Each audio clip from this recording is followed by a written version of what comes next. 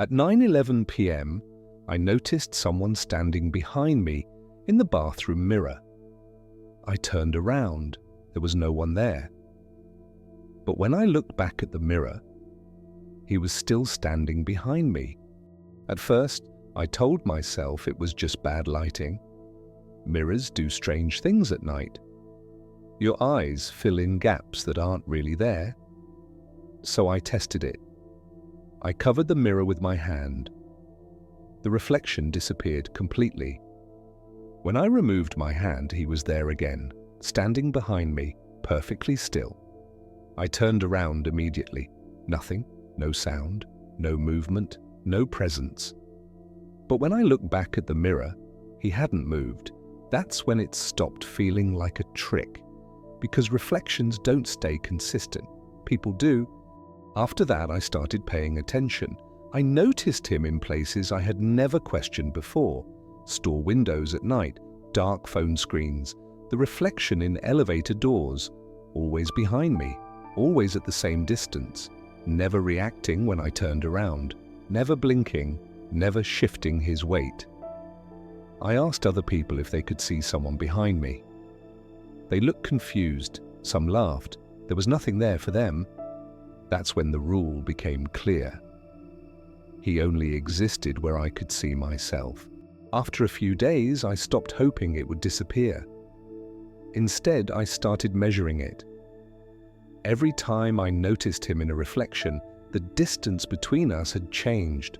Not suddenly, not in a way that felt dramatic, just enough to be undeniable. At first, he stood far enough that details didn't matter, then close enough that they did. I could see the shape of his shoulders, the line of his jaw, the way his head tilted slightly as if he was studying me. His eyes were open, clear, focused. They didn't blink. I tested it again. I stepped forward toward the mirror, then stepped back. He didn't follow my movement. He stayed exactly where he was. That's when it finally broke the logic in my head. Reflections don't choose where to stand. People do. And that's when I noticed his hands.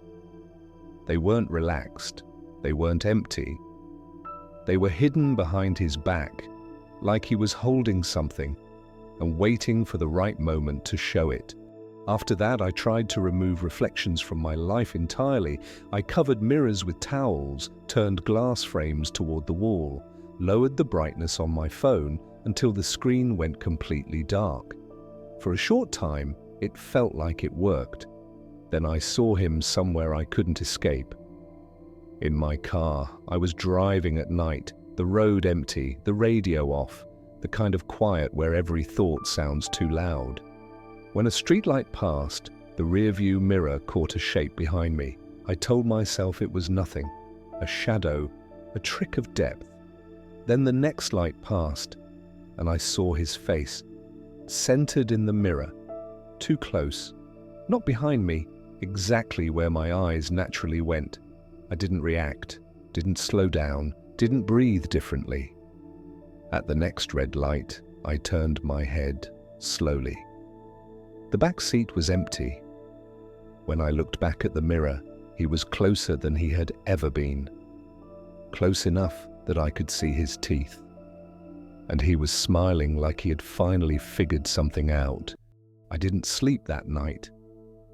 I stayed in my room with the lights on, sitting perfectly still. No phone, no television, no windows uncovered. Anything reflective felt dangerous now. I even turned the bathroom mirror toward the wall, like it could forget me if it couldn't see me. Sometime after 2 a.m., the power flickered, just once. The room went dark for less than a second. When the lights came back, my phone screen was black on the desk, reflective. I didn't want to look at it, but I did.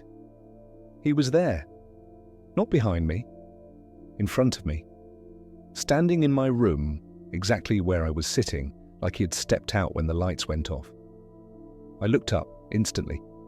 The room was empty, but the phone screen still showed him. And this time, he wasn't watching me, he was waiting, like he finally knew where I would be,